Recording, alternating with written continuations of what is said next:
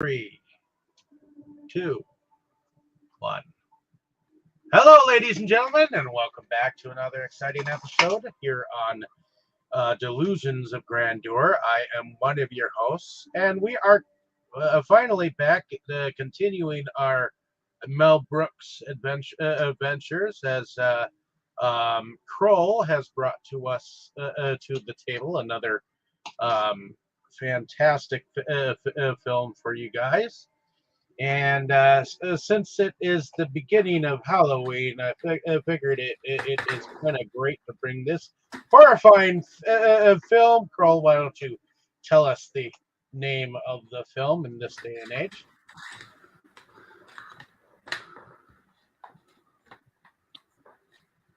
Kroll, are you there? No. What movie did you have us watch? I picked Mel Brooks' Blazing Saddles 1974, starring Gene Wilder and Madeline Kahn, of course, Mel Brooks himself, and a bunch of other people.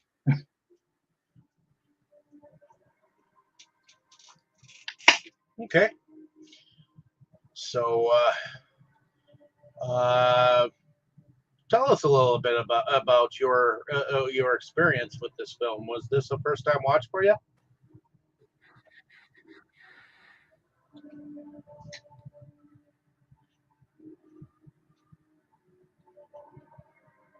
Kroll, was this a first time watch for you? Can you not freaking hear me? No. Can anybody else? No. You can't hear me. Well, I can hear you now. I can hear you now. As I was saying, it came out, I was a year old, so I saw it then, but I do remember watching it as a kid, so. Okay. Probably a couple times.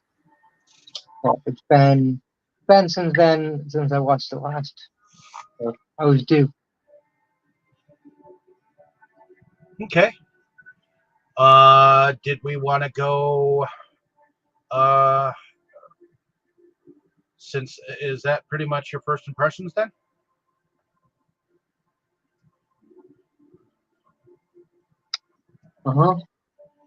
Okay. Let's go over to Tammy. Was this a first time watch for you? No, this is definitely one of the ones with my dad. Probably was preteen or teenager the first time I watched it, and I remember watching it with my dad in like certain parts or whatever. You know, he'd be like pointing out the comedy or what was going on, like to make sure that I got what was funny, you know. Okay. And you have to explain it, it's not funny anymore. huh? But if you have to explain it, it's not funny anymore. Oh, because of my age, I think he was just making sure I got some of the funny parts. You know, he wasn't sure if I got them or whatever, or he would, you know, he really got into a lot of the funny parts though. But I enjoyed watching it. I think the first time I watched, I enjoyed it even more because I was with Dad, and he was having so much fun. So, but I've enjoyed it through the years too. Otherwise, I wouldn't own it. Wouldn't have bought the set. So, and I've already, you know, I've already seen it on, looking for something to watch. And oh, hey, that's on. You know, so it's something that I don't really get tired of. It's, you know, it's a nice, you know, pick me up. Okay. Is that pretty much your first impressions then? Yeah. Okay. Heading over to you, Boris. Was this a first time watch for you? Yes, it was the first time, and my first impressions were kind of mixed since there was a lot of humor that I probably didn't get since I'm not American. There were some funny moments though, like when stuff was exploding and so on. The spunouts, as we like to call them, those are always good. But otherwise, as Tammy says, yeah, there is quite a bit of humor that needs to be explained to someone who. Okay, that's not quite her case, but in my case, yeah, since I'm not from America, so yeah, I probably missed a lot of the humor in this one, but it was still an okay movie. Okay. I myself, uh, this is not a first time watch for me, but it is at least the third time that I've seen this movie. As far as Mel Brooks films go, I've seen a lot of the other ones more than I have seen this one. So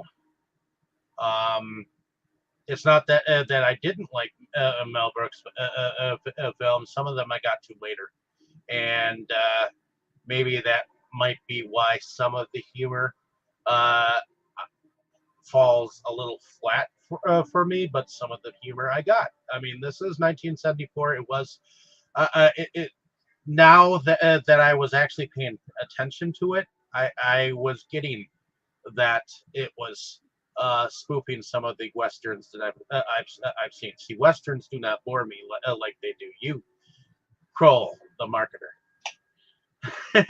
Well, uh, it depends upon the western. Some of them are hard to watch because they're so old. yeah, all of them. Not all of them. Yeah, okay, team sounds good. It depends which of them is out there. Like to me, I like films like The Man Who Shot Liberty Valance or um, So, The Shootist Hollywood watch. or The Quick and the Dead. Films of that nature. So, but I know that we were watching some of the behind the scenes before we watched the film yesterday, and they were making reference to films like Tull in the Saddle, which was an earlier John Wayne film, and um, they were definitely breaking several walls here, including including set pieces. But it was definitely an interesting take on the Western, and I think it was well needed at this time. The only thing that's kind of sad is that Richard Pryor couldn't be counted on for anything because of his alcoholism, so he couldn't be part of this film originally. So He co-wrote it. he co-wrote it, and Mel Brooks was planning on having him star as the sheriff, Wow. but he stepped away from the well, Richard Pryor stepped away from the project, and he called him up one day, and apparently he was like, "Where are you? I'm in New York." Well, where are you? I'm in Pittsburgh. Well, okay, you know, they there there was a point in time where Mel Brooks stepped away from the project, and it almost never happened. But then he went back to it and picked uh, that um, that young black actor that ended up being the sheriff. So, um, but I'm gonna give this back over to you, Kroll, so that you can tell us a rundown of the uh, of the storyline.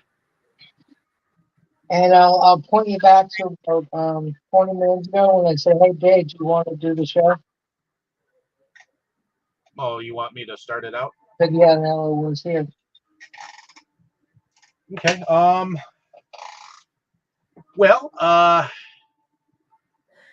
believe that the story starts with a railroad being built, and so it kind of brings you through down a railroad line where you see uh, a bunch of people from every kind of descent trying to make this railroad. And I guess the first comedy shtick that you see that you come across is where some of the workers end up trying to make some of the colored workers sing a colored song. Well, they end up singing a doo-wop instead, and lo and behold, they kind of get in trouble with the boss man, and I guess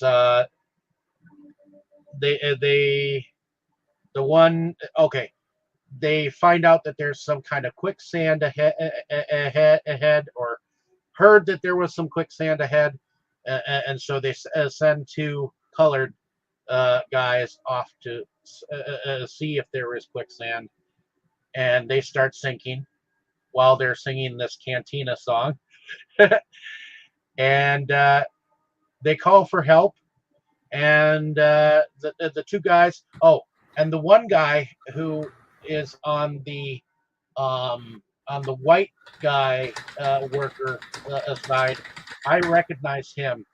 He actually played in Back to the Future 3 as the guy who um, what gave Marty McFly a Colt gun after he had um, shot a real live mechanism where he wasn't left-handed; he was right-handed. So he shot the heart of these metal tinned uh, uh, cowboys at the festival in Back to the Future 3, and he was the guy who handed him the Colt 45. And if he won the fight with Mad Dog Tannen the next morning, he would keep the gun. If he didn't, he would take the gun back. So that guy. Oh well, this is an earlier film, so I guess to recognize him in another western, that was kind of cool. So, but they call for help, thinking that they'll actually be pulled out. They pull out the gear that fell into the quicksand with them, and left them. Well, they they ended up pulling themselves out, and they're told, "Hey, stop lying down on the job," and they got up, and somehow he ends up in jail. Trying to remember why, but it's at this point that we kind of meet Hedy Lamarr. Oh, that's why he ended up in jail. In fact, there was an interesting character because it was the Wild West, and he has a hangman, Hedy Lamarr, who loves to hang people, and oh yeah, that boss dude who told him about an uppity. And they say the N word in here. I don't want to say it here, but they say the N word a lot in here. Uh, the word that you're not really supposed to call a colored man. But he calls him an uppity word and asks if he can be put on the hangman's list. And the hangman told him, "Hey, I'm booked till Monday. Will Monday work?" And he's like, "Okay." Did you want to take it from here, Crow?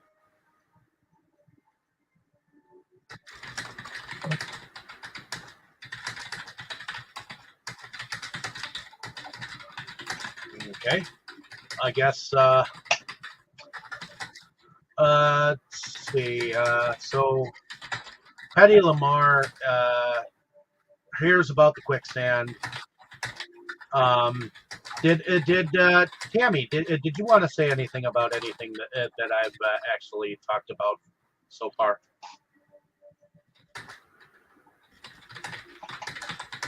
As far as what? Well, what do you think about our characters so far? What do you think about the humor so far?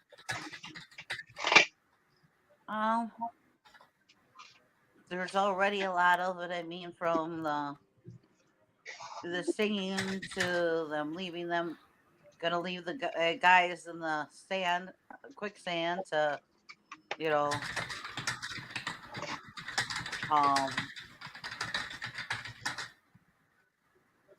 where we are now with them two having this discussion about the railroad and watching the hanging going on and trying to see if there's room for another one.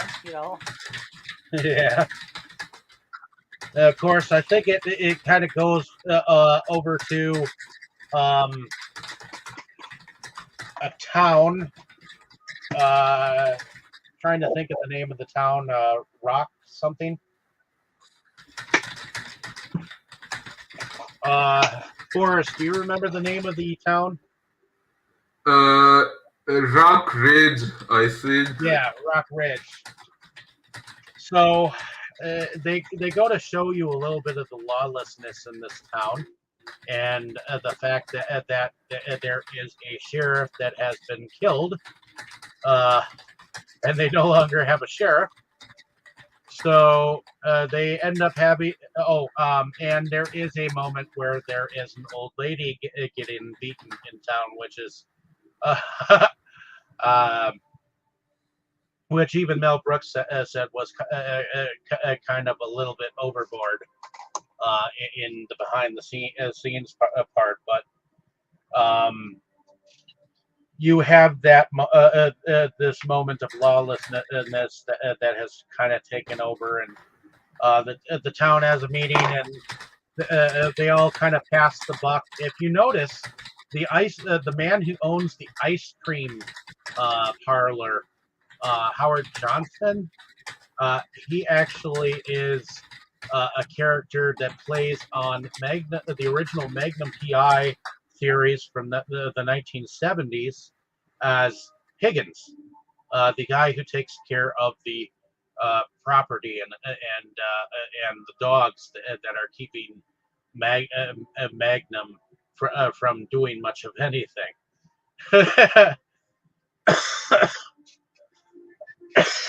So we do have that. But they all kind of pass the buck and don't want to take responsibility. So they ask that the mayor does in fact send them a new sheriff. Hedy Lamarr ends up in the mayor's office, which the mayor is played by Mel Brooks. And he's trying to have him sign some Indian land over to him on top of some other things. But there is a moment where Hedy Lamarr is told that this town of Rockridge, which is where he wants his railroad to go through, needs a new sheriff. So he goes to the mayor, tells the mayor, "Hey, we need a new sheriff, and I have we need to put someone who they will actually hate above something above all else." And it just so happens to be apparently that Monday of the hanging for the young black guy, and he's like, "Oh, I've got an idea.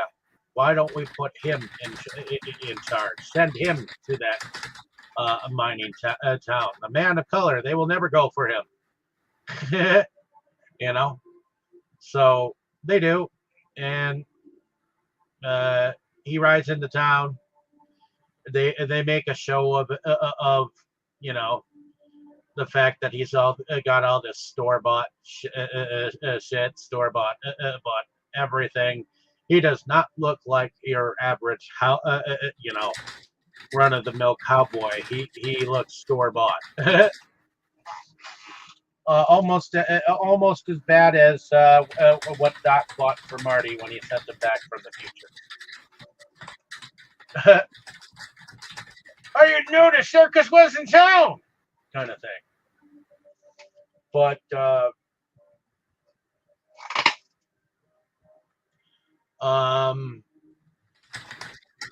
I guess the townspeople gather in the main center of town. They've got a whole band set up for him, and as he's coming towards the town, there's a guy who kind of acts like he's kind of like the town drunk. Is like the lookout. So every time he tries to tell them it's a colored man, well, I'm going to say colored, but he says the N-word, a bell chimes. So they kind of hide the fact that the dude's kind of racist. But he comes down, and everyone is just staring as he is coming in on his horse. And in fact, someone rolled up the welcome sign too, and he just walked up to it and pulled it back down. And he goes up to the stadium, and he's like, "Let me whip this out." And everyone's like, because they thought he was going to bring out his, you know what, but he brought out something else. In fact, his statement saying that he was going to accept the job. So, what do y'all think about that so far? That whole introduction, and him coming into town, and that whole mayor thing. There was a moment where he was playing with ping pongs. The mayor and him. He was like, "Hey, these are malfunctioning," and then the other guy, Hetty, he picked one up and he was doing like 20 or 30 of them in a row or some shit. Also, he had problems like putting his pen back into the ink, and he was like, "Think of your secretary," and he finally put it in. I mean, there are things of humor that if you listen for them, they're there. You know. Kroll, did you want to take over at any given point in time? This is your film.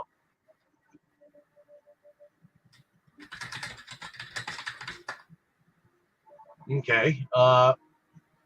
Did you want to help me out, Tammy, since Kroll seems to be non-existent here? You're doing fine. I think Forrest needs to quit typing it all though. Forrest, are you typing? I'm sorry. Was I?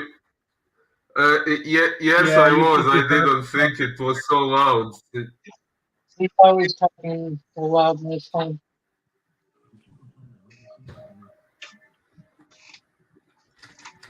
Kroll, did you want to take over? No, Huh? no, Okay. You sure? no. Okay. Alrighty. I guess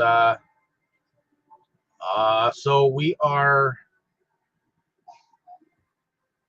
at the moment where okay, yeah. So they've just welcomed him. What happens next? Does anybody remember? Well, they didn't exactly welcome him, No, they didn't. but then they've all got their guns on them, and they're talking about running them out, and he plays a trick on them, which is it's so stupid that they would actually fall for it. That's what makes it funny, because he pulls a gun on himself, like like he like he's like a different person pulling the gun on himself. You know, Oh yeah, that's right. and so everybody puts down their guns because he's holding the gun at himself and says, "I'm going to shoot this black man," and da da da da da. Somebody help that poor man. Yes. So he makes his way all the way over to the sheriff's office that way. Yep. And that's kind of when he runs into Gene's character, which I guess he kind of almost called him a N-word. And he meets him like upside down, so he does get right side up, and somehow they become like best friends. Like he's supposed to be like his first jail person, and he ends up being like almost like his deputy. Well, I think he was in there because he was drunk, and that they put him in the drunk tank for the night. And then he explains why he is constantly drinking and drunk, because he was known, I believe, as the Cisco Kid. Yes. And see, our young sheriff here, he's supposed to be like the historical Black Bart. Which, if you get the pun, that's no pun unintended. But I've actually heard of Black Bart. I think he was in a Twilight Zone episode that I remember, but also he was the fictional character that, if you know the movie A Christmas Story, it's the bad guy that he takes his Red Ryder BB gun and tries to shoot after him. The Black Bart is the one who actually comes and tries to kidnap his family, and all that jazz, and that's why he wants the Red Ryder BB gun. So Black Bart is kind of a historical character in Western stories. I think he was a comic book character or a dime store novel character of some sort. But in any case, you got two historical figures that are now in charge of this rock town, and the townsfolk they want to they want to leave right away, but he wants them to give him 24 hours to figure something out, or whatnot. I also think, oh yeah, that's right. The guy who was in charge of the doing the railroad stuff gets sick after after Bart, and the Cisco kid, and they send this big dude named Mongo in on him. Also, we do have a character that Madeline Kahn plays, where she plays a dancer who sings this song called "I'm Tired," which is kind of funny. She sings it like she's a German girl.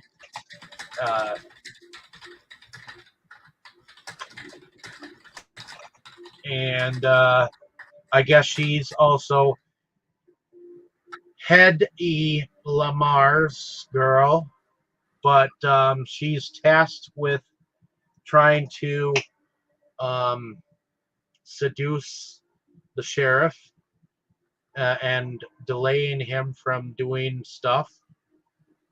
And they make some sexual references with sausages the next morning. What do y'all think about that whole um, song with Madeline Kahn? I think that was one of the best parts because it was just, if you listen to the lyrics, if you listen to how she sings it, it is, it's, it's like it's like its own skit inside the movie. It's really funny. I mean, I remember the first time I watched it when I was a teenager. I got humor to a point in it, but when I got to be an adult and I rewatched it, you know, like I said, my dad kept trying to point out things. I know that, I think he thought that it was a little bit above how old I was at the time, you know. But I found a lot of humor in the whole movie, even being my age. But I got more of it as I got older because, like you said to Boris before, it's there's stuff that if you look for it a little bit more, you'll find a lot more than you think in it. I mean, the whole thing is just a comedy. But the that skit was, yes, quite funny. And you know here she's supposed to seduce him, and she ends up falling for him. So it didn't quite work out the way that they were planning. What did you think about anything leading up to this, Boris?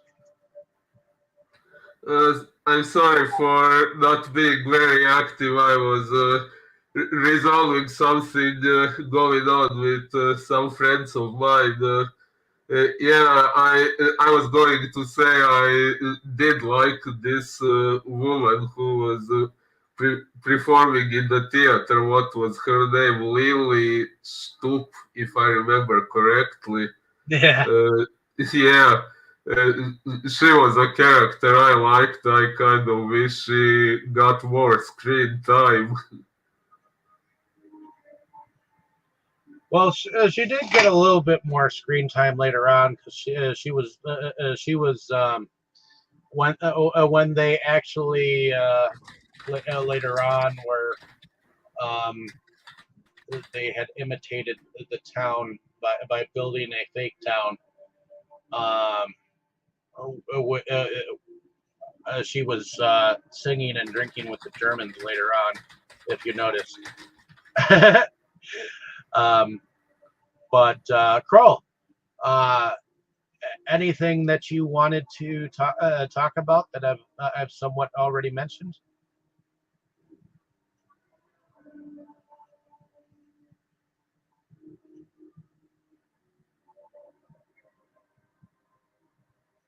Okay, you're not going to say anything?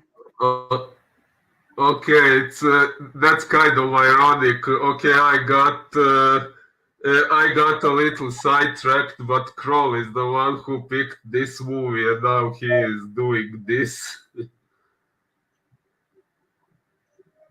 Okay. I think he fell asleep. Before he turned the camera off for a moment, I saw him looking like he was falling asleep. Okay. Well, so we do have some moments with Hedy Lamar, which we know to be a character that is a regular on. Uh, you watch the show that he's on a lot, right, Tammy? Carol Burnett show. Yeah. Harvey Korman, I believe his name is, right? Yes. So, what do you think about his character as Hedy Lamar? I think it fits with what it fits with like his character that you normally see on Carol Burnett. You know, the humor he has and everything.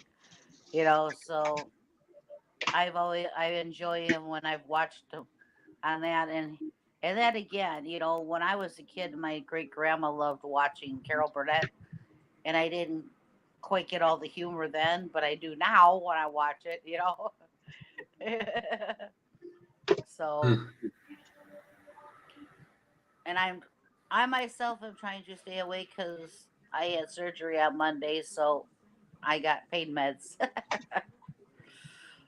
So, but I'm trying to stay awake myself. Okay. So, uh, but I alluded to something that they had begun to do. So, one of the things that he decided to help the townsfolk with is to create an entire town with dynamite to um, entice the um, the At the least, at least trying to get a whole bunch of people to get, not undesirables together to take over the town to run the townspeople out, so that the railroad can take over the town and run the railroad through it. They want the townspeople to leave. So the townspeople, the sheriff and um, Cisco Kid, which is Gene Wilder, and Lily, and um, the original crew that you saw at the beginning who making the railroad, the black gentlemen, they all get together and decide they're going to make a fake town for Headley's group to invade. And that's how they're going to beat them, is when they come to invade that town. Then they're going to, you know, take back their town basically and not be run out. okay. So that's where a lot of stuff comes in right now, because you got, you know, Mongo comes in and tries to destroy the other Mongo, this big old burly thing, comes in and tries to do his normal stuff and gets everybody scared, but then Mongo ends up showing respect Yep. for the sheriff, and he's on their side. Which I like Mongo's little line here. Mongo just pawn in game of life. So you forgot to tell them about your favorite part about when they were eating the beans. Oh yeah, that's right. So there is a part where these this group of miscreants that Hedy Lamarr has tasked to um, go after this sheriff and this town. They're all eating beans and starting to fart like up a storm, and you just hear all kinds of fart noises after instantly eating beans. Which in the behind the scenes, Mel Brooks said he decided to put that in there because at almost every Western they're sitting around a campfire eating beans and drinking coffee. And he goes, and it's quiet. He goes, how is it quiet when you're sitting around a campfire eating beans and drinking coffee? So he decided that he was going to make sure that there was noise in his film when people were sitting around eating beans and drinking coffee. Which honestly, that's a little probably more natural. Well, I guess we lost our friend for the day. But so Did what did you think about what the bean happened? moment?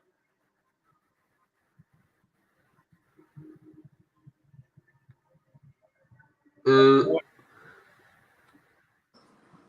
Boris, what did you think Wait, about? the beans moment where the men were eating the beans and they were farting? I I'm trying to recall They were creating their that own smell. moment. I They were creating a natural smell. uh, yeah, like I said, there was a lot of this movie that I didn't quite get. I was going to read a summary on Wikipedia to catch up on the things I didn't quite get, but I eventually didn't have the time for it. Oh, you come on! You missed the fart scene, really? I don't remember there was a scene with farting, but I kind of didn't get what it was about. What was the meaning of it? Well, The they were meaning eating of it beans is normal. and coffee, and they were farting up a storm because of the beans. In westerns, you often see people eating beans or food or whatnot, and not, and you don't hear the naturality of what happens afterwards. So he Ah, decided to put all that farting in because if they're eating all these beans, man, what do you think it's building up to? yeah, I guess that I didn't watch enough westerns to get that joke. I I'm sorry. Ah, alrighty. Well, after all that, they end up. There was something. Oh, he put a toll booth of 10 cents in their way, and they stop and they don't realize that they could go around this toll to go through, but they're calling back for if somebody has 10 cents, and they have to wait for somebody to go back and get like a bucket of 10 cents just to go through this toll that he put through in the middle of the fucking west to the town. So it's kind of funny that they don't realize that they could instead of just going through the toll, they could walk around it. You know. But yeah, that was kind of funny because in the old west, how is there a toll booth in the old wild west? Uh, How is there a toll a booth where you could put money in? You know, like that. I Uh, uh, that didn't even cross my mind while I was watching the movie. well, yeah. I mean, in the old wild west, do you really think that there was a toll booth slapped in the middle of nowhere? Well, that's part of the comedy. Yep. Yeah, they did something similar in History of the World. No, it wasn't History of the World. It was Robin Hood. Robin Hood Men in Tights when when they had a remote controller for that door. Yeah. But in any case, so they fell for the fake town, and it took them a moment to detonate the spoot house. How did you like those spoutals? Spudow! And you saw the cows flying up in the Uh, air and the horses flying up in the air.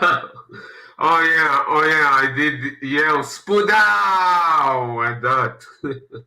And at the when they finally were able to make those explosions happen, that's when he had all the townsfolk go down and and completely take out the rest of these uh,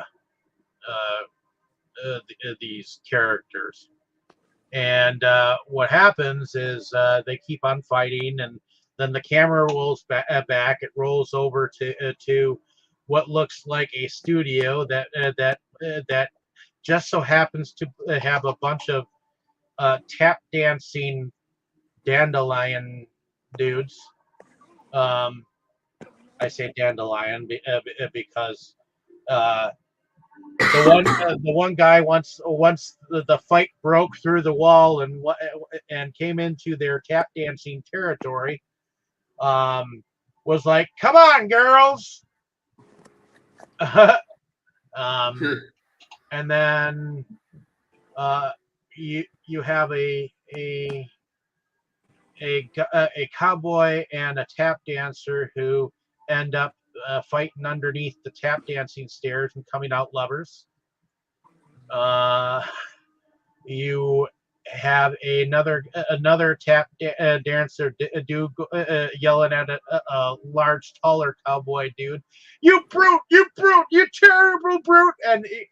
And then he cries up against his chest, and he's like, "Oh, it's okay, dude." Then they Sort of. end up in the cafeteria and everybody's having a food fight. Yep, everybody's having a food fight. There's some pies throwing, and The whole movie is nothing but I look at it as the whole movie is a bunch of comedy skits, basically. I mean, you know, you have this going on here, then okay, now you got this going on here, now you have this going on there. I mean, it's classic Mel Brooks that you know you can't even go like 5 minutes without there being something, you know.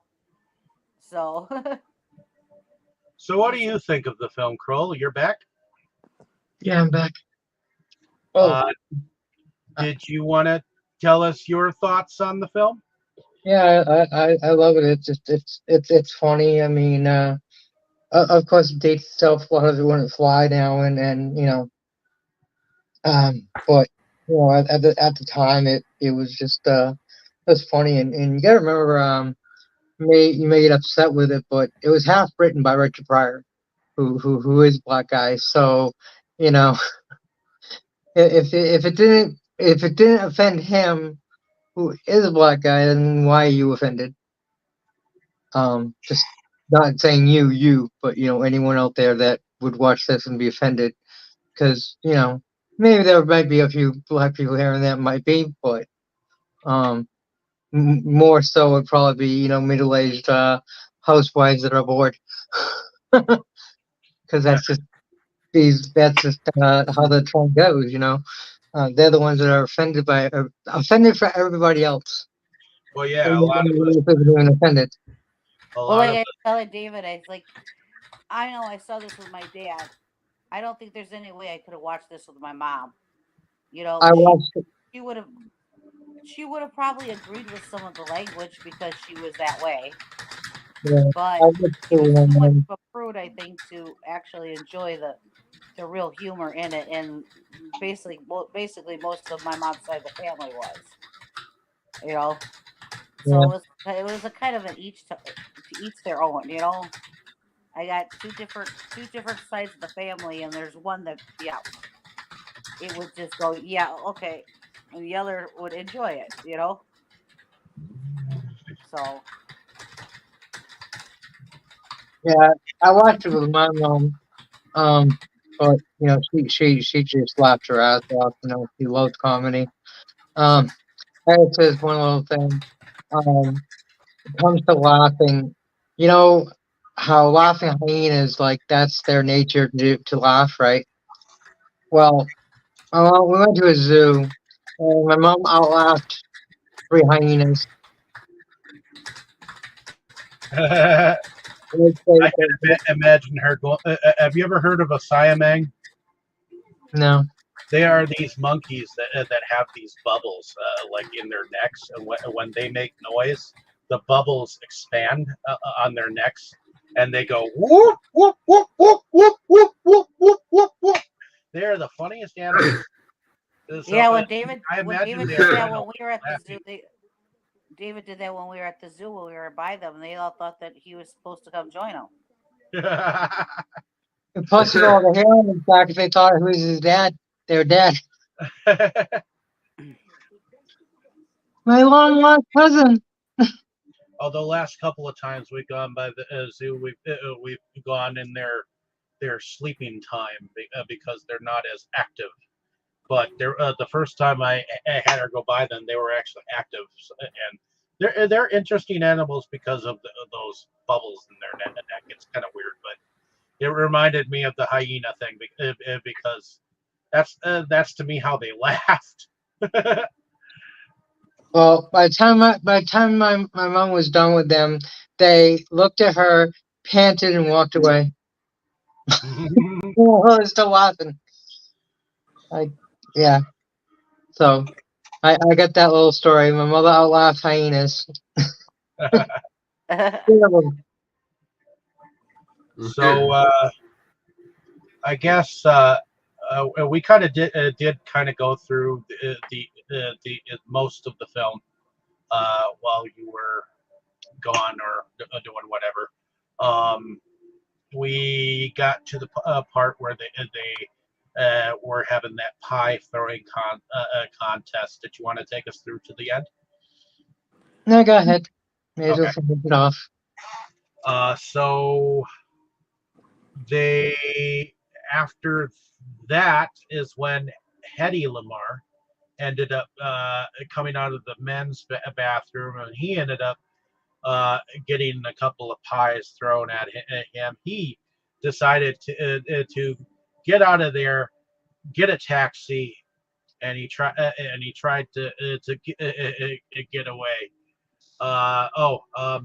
Except I think he found his way to a theater. Oh, a Chinese theater. Because it was at the Chinese theater that Blazing Saddles was actually playing, and he he ended up paying for a ticket, paying for some food, and then going and sitting down. Realized that he was in the next scene. He walked out, and he ran into Black Bart and the Cisco Kid, and something happened here. Trying to remember exactly what happened. I think that did he die? Oh yeah. Yeah, I think he was shot to death.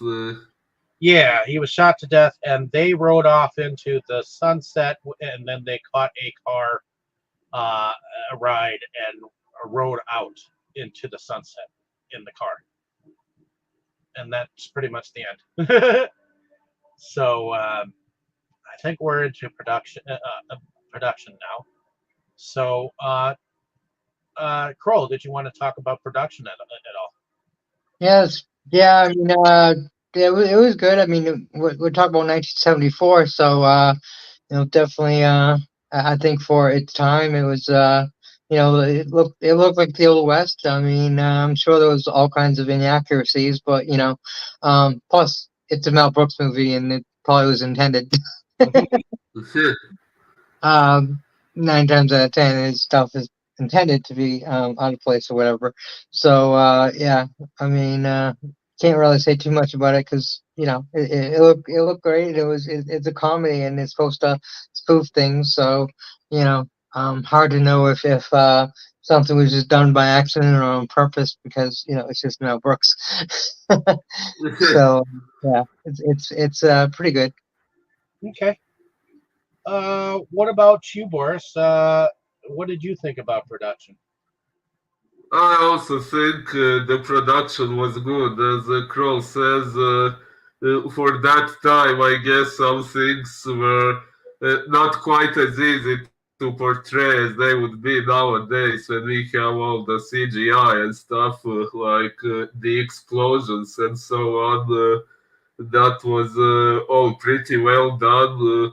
Like I said, nowadays maybe it wouldn't be so difficult, but back then it probably was. So, yeah, I think it's pretty good. Okay. What about you, Tammy? What did you think about production? Oh, I thought it was great. It's Mel Brooks, like Pearl said, you know, I think some of the things that are off or whatever are meant to be off because it's Mel Brooks, and it's just it just makes it funnier, and you know, it we'd be sitting here for hours and hours if we were to sit here and relive every little piece of comedy and every little like skit within the movie, and you know, there's just so much. Like I said, you can't really go more than 5 minutes without something happening that's funny. That's just the way his movies are, especially this one. I mean, it's just every every time you turn around, there's something, there's something, there's something, there's something. It's just that's just his style, and it works for him, and you know it may. I guess um the new generation may not appreciate it as much as us or people that are The older than us appreciate it, the comedy, the but Noodle nowadays. generation. The cancel Uh, culture. The cancel culture. oh, how come Noodle? That reminds me of that vacuum cleaner from the Teletubbies. Oh, the Teletubbies were horrible. Mm, But those. his humor is something that needs to be like appreciated. And if you're not from the right generation or the right frame of mind or whatever, you're not gonna get it. But Mm, yeah, that was probably the case with me. I'm the youngest person here, plus from a whole different part of the world. So that right, probably but you has a still lot to do. it seems like you still appreciate it though. And that's fine. You may not get all of it, but you I think you still got enough of it to enjoy yourself. Yeah, So, true. And the more I that you've learned being around us, I think you understand American humor a little bit more too. To some extent, yeah. I did enjoy all the Spoodaus, and I must say some of that morbid racist humor. I do have to say, although of course I'm not racist, but I found those scenes funny because I imagine how some people would take that too seriously and freak out about it. Oh, only Americans and white people freak out. Only Actually, not white people, middle-aged white women that have nothing better to do. uh, actually, No, that's no true. offense I, I know some black people online who have told me that they don't even find the racial humor offensive, or even if yeah, someone uses the N word, it doesn't really bother them as much as we would assume it does. one of my roommates is a black guy. And he tells black jokes like any other person, Well, he's got a decent sense of humor. Yeah, exactly. Like when people would tell a joke though, like a white joke or whatever, I'd just laugh too. I'm like, I don't care. It's just laugh at yourself. If you can't laugh at yourself, then you know, Mm. it's when we watched the behind the scenes, um, Mel Brooks said he would run stuff past Richard Pryor, and like, well, can I use the N word here, or is it okay to use it there, or can I do this here? And he'd run it past him first, and so and Okay. Well, it wasn't. I think Mel Brooks said it good in the thing behind the scenes. He wasn't trying to trash anybody. No skin color, no religion, no nothing. He said, he goes, I made fun of everybody in it. And he did. Yeah, well, that's well, true. we'll take the blacks, but we ain't taking the Irish. I know. let's go kill all their firstborn. No, Oh yeah, That's too good. That's too good. yeah, the biblical joke was funny. I think I he know. said in Let's that go interview six them. that this movie showed kind of how society was at the time and how they thought of others, which is true. And it hasn't really changed that much. No, it hasn't. Not really. Well, True. we think that we've changed, but there is still a very racial presence here in our present day and age. Maybe not on your side of the country, but definitely in our side of No, it's definitely here on my side of the country. the Yeah, country. all that really changed is that people lost the sense of humor and freedom of speech. Well, Yeah. yep, and it's just gonna get worse, I think. But in any case, Do you have a lot of racism by you, Boris? Sorry, tell me, what did you say? Is there a lot of racism in your country? Actually, there's not, but that's an interesting question because on one hand, there isn't racism, but on the other hand, there isn't many people of color to begin with. So if we did have more people of color, I actually can't tell how much racism there would be. well, it doesn't Like, even have to be a black man. It can be an Indian. It can be a Mexican. It can be anyone of a different color. So even if there's like an indigenous culture living off in a hut down across the river, Let's that can, not forget. Let's not forget the Indians. They're yeah. darker than we are. I mean, anyone that isn't your pigmentation of skin, So So you Mm, don't really deal with much of that in your country at this moment. no. Uh, Actually, we have our government or whoever have recently been bringing people over from Nepal and wherever to work because a lot of Croatians have moved to other countries and people companies need people to work for them. So yeah, they have brought people from other parts of the world recently, but so far at least I haven't heard of So racism becoming an issue. Sorry, what did you say, Kroll? they needed slaves, huh? Well, they're not slaves. They are paid for what they do. Trust me, when you so work for a corporation, you're a slave.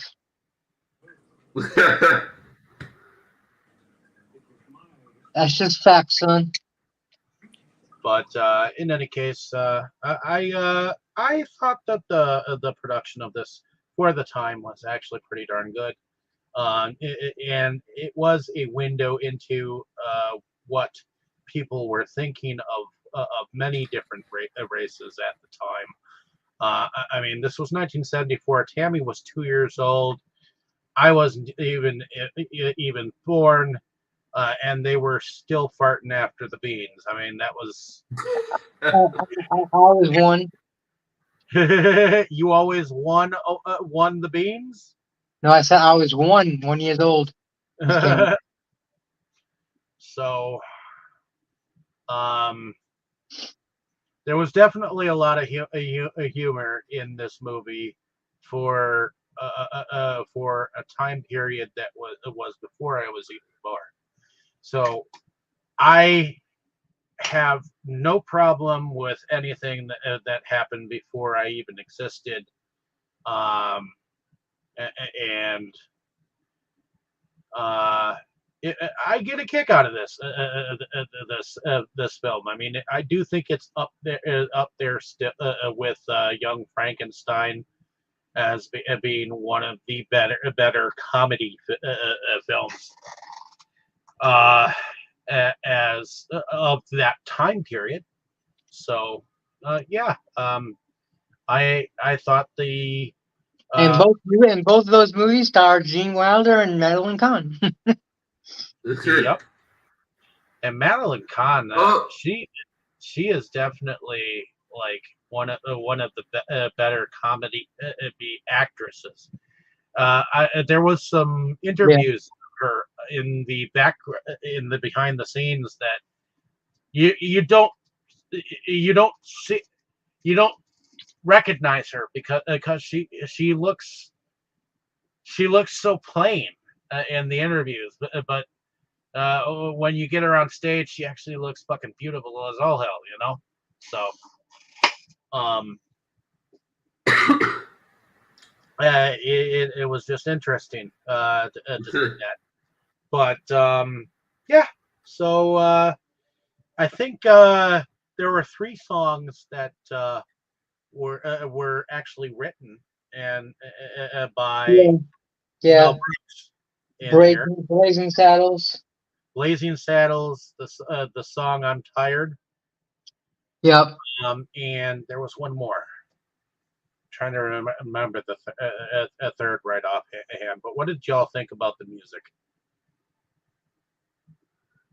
Yeah, I thought it was. Sorry, Kroll, I interrupted you. I was just saying it was fun. Go ahead. I think the music was decent. Yeah, I noticed. I did notice it this time, although sometimes I fail to notice it, especially when there are no specific songs. But this time there were a few, and they were quite good and went well with the movie. I know Tammy liked the "I'm Tired" song. Yeah. Right, Tammy? Yes. So let's go into favorite scenes and our favorite characters. So Tammy, why don't you tell us your favorite scenes and our favorite characters? I like Lily, and I like her song. Okay, that's your favorite scene and favorite character. Yep. Okay. What about you, Boris? What was your favorite scene or scenes or favorite character or ers? I also liked Lily quite a bit. I liked Bart too. And favorite scenes, well, mainly the Spudals. And I also had fun with some morbid humor moments, like when they rescued the vehicle from the quicksand, but not the workers. I generally like some morbid humor, so yeah, some moments like that can be funny to me. That was definitely funny, but it was even funnier when the guy got out and grabbed the shovel and smacked him in the head. Yeah, that was definitely one of the Spudals. Okay, not quite like explosions, but still good. They pick up the shovel and make himself useful. Bam! Spudal! Yeah, you told me to do it. We did. Yeah, he definitely did. I generally kind of wish that asshole bosses would get treated like that. Right? Yeah.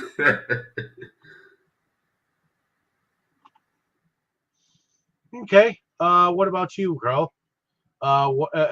Favorite character or characters and our favorite scenes. Black Bart and the kid. Definitely. And like the scene we just mentioned, like he mentioned with them throwing the rope and they landed on the vehicle and got that out and like, whoo, we almost lost a $40,000 cart, you know, and they lost the two black men to drown and stuff, and they finally got out and smacked him in the head with a shovel. It was pretty hilarious. And of course, the scene was kind of funny they were trying to get the black guys to sing, and then they sang like that song, and then they're like, "No, sing songs like this," and they were going off, and the black guys were just like looking at them like laughing. That was pretty funny, and yeah, definitely. There's definitely some scenes all the way through it, but I think like near the end, when they're like, "We'll take the colored people, or we'll take the black people, but we don't take the Irish people," and then he's like, "Okay, fine, everyone," and then they're all shaking hands and stuff like they're friends, and then when um the two characters, Bart and the kid went into the movie theater to watch the rest of the movie to see how it ended. It's kind of funny. That's definitely a Mel Brooks thing, Okay. Is that pretty much it then? Yep. Okay. As far as favorite characters, I had three. I couldn't just pick one. I like Gene Wilder. I like Cleve, or whatever his name is. Black Bart. And I like Madeline Kahn. I mean, all for different things. I think I liked Harvey Korman in that character as Hedy Lamarr. There was a moment where he was in a bathtub and his cohort was scrounging around for his little froggy. That was fun. And I think you got I think you caught a tadpole. well, it became an adult in plenty of time, didn't it? But I do like the fourth wall breaking where he had them break into another studio and had the fight continue with those tap dancing fairies. Yeah. And the stuff that ensued afterwards. I did. They were making history of the world because they had that guy dressed up like Hitler. Oh yeah, I was wondering if that thing had something to do with history of the world. Yeah, that's what I think. I think you're right there, Boris. I think that's what it was they were doing. Yeah, I think, but it's kind of hard. It's kind of hard to just pick one first because they all bring their own. Oh yeah, Madeline Kahn was definitely great. I mean, just because I didn't name her, that doesn't mean I didn't love her in the role, Everything down there is kaput.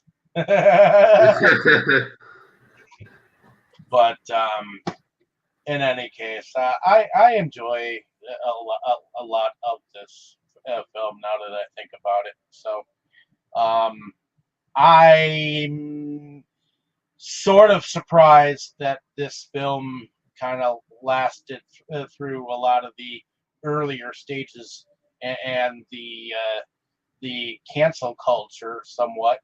I mean, unless the cancel culture has not finished yet. I mean, I'm sure eventually they'll get a burr up their butt and be like, "Oh, we don't think Blazing Saddles is culturally appropriate anymore. Let's erase it." Fuck the cancel culture with an active chainsaw. Well, I'd love to do that, but unfortunately, there's too many haters out there. And they definitely got the power to do so if they really wanted to. I mean, they did it with the General Lee, and they let it happen. So what happened with the General Lee? Certain episodes cannot be shown on MeTV or anywhere else. Someone should give those people General Lee.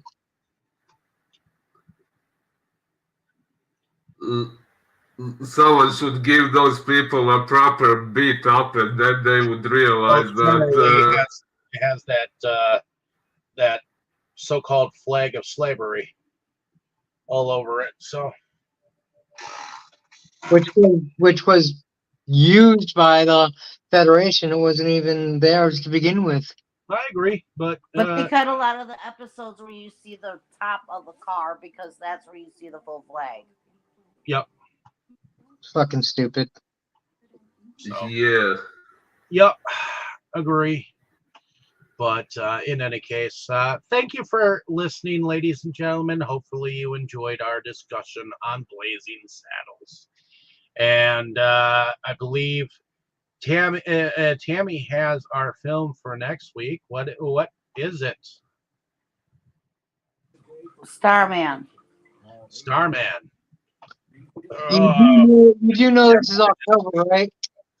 Starman. Yep. Starman. So, Tammy, What? Is it you from do know this is 1980? October. What about it? It's October. It's a subtitle.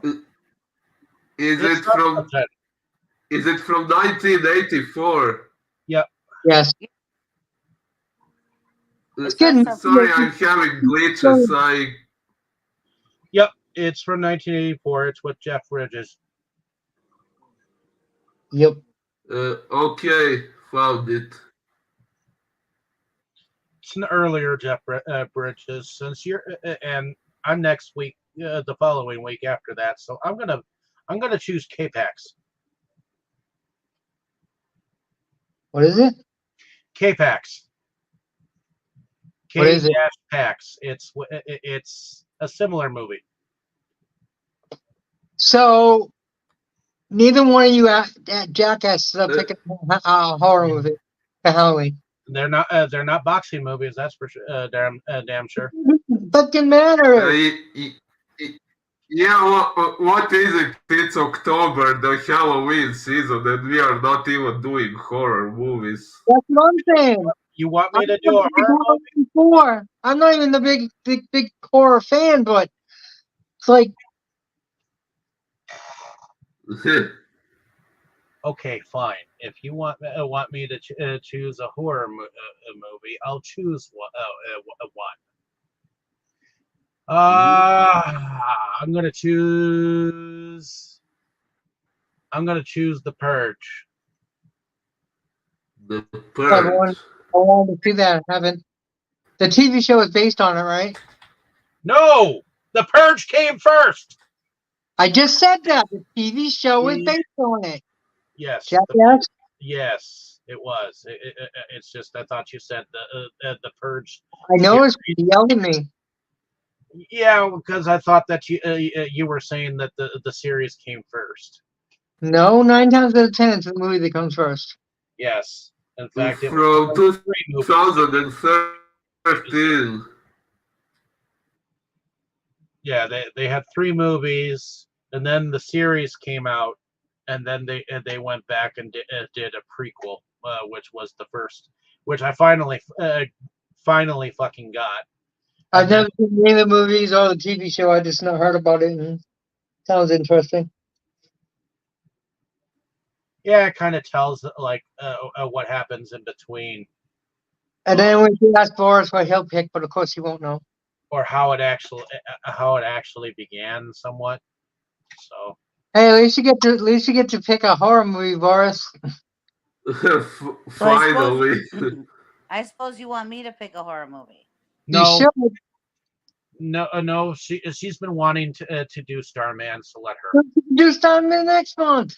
No, let her do it. Yes. Fucking Dane. You already forced us into this Mel Brooks Well, territory. For her dad.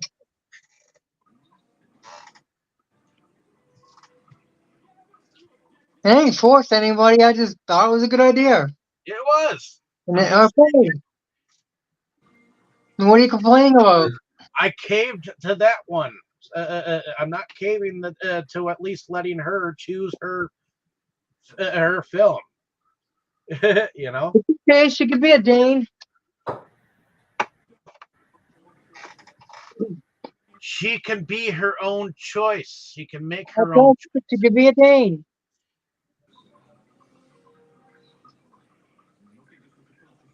Like not picking a Christmas movie in December. Come on. Starman is still got some horror elements. Okay. Why? Because he's an alien? No, well, that's one of them, but the other one is his transformation too. I mean, Okay. Okay. You're stretching a little bit there, buddy. and the reaction that people have to him. Stretching, buddy. Stretch. I'm not stretching. You're not stretching. I'm not stretching. Tammy, don't you think that this is kind of a horror film? No. No? It's a romance. How about, have we done The Haunting on here yet? The remake or the original? Actually, I think we did both. I don't Yeah, remember. we I don't did, think I think it was before I started doing it, so Yep, we did both. Oh, we did? Boris and I did both. yeah, and you and me. Oh. Okay. But because we haven't done it as a group, we can do it again if we I suppose. Well, why don't we do the remake, The Haunting, the remake, and I'll do my Starman next month. Okay. Perfect. Thank you. Okay. Pussies. Pussy. Can't even allow us to have our own fucking choices anymore. Well, truth be told, there have been several times when it was my turn to pick a movie, and you guys influenced me this or that way what to pick. It wasn't me. To be truthful, that was Kroll that did that, not Dave. Yes. I'll take the blame for being the manipulative son of a bitch. You just get a burr up your butt that you don't want to do certain movies or whatnot, so you force him to do this one because you want him. Actually, that's not true. I always give him a choice. I just give him a choice. You don't exactly give him a choice if he's got no choice. I give him a choice. He does have a choice. He doesn't have to do what I say. Well, I make a compelling argument.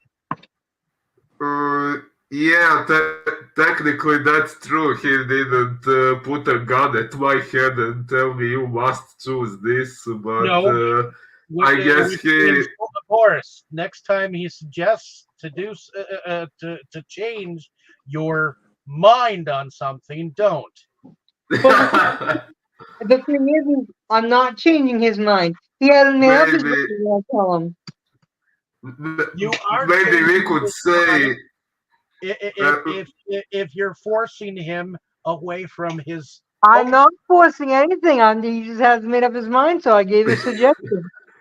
Yeah, maybe we could say he took advantage of the fact that I suck at saying no to people.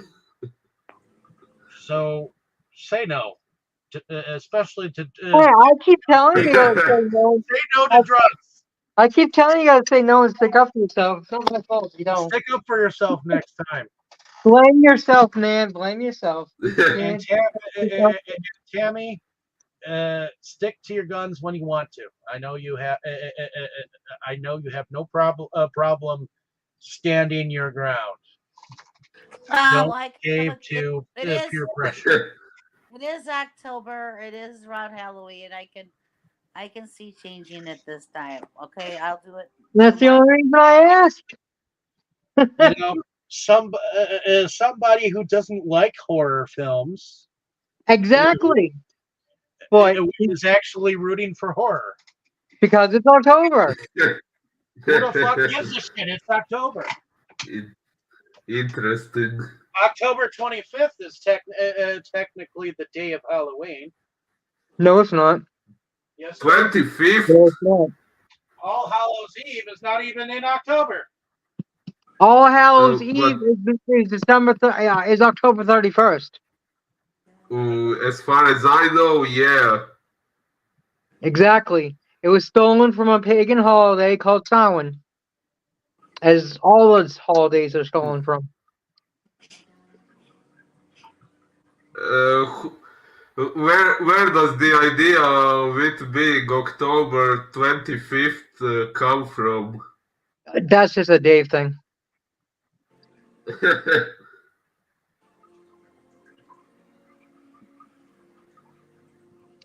Cool. Yeah, I don't know what the hell happened, man. I slept like 6 hours, and I even took a brain reimagine, and I still fucking passed out. How long was I gone from the show for? Uh, guys, Yeah, 'cause I guys, was, do you realize we are still going live? yeah. Well, Yeah. what's the point? People are gonna be used to us doing this by now. But And I'm in on, any pay- case, I'm on hopefully, payments. No, I just I'm on payments for my surgery on Monday, and I stayed awake. well, in any case, ladies and Oh. gentlemen, hopefully you enjoyed our discussion. Next week, we're definitely going to be having an interesting discussion. Let us know down in the comments of what you thought, and we'll see you next week. So, everyone say good night. Good Good day. night. I said good Good day. night.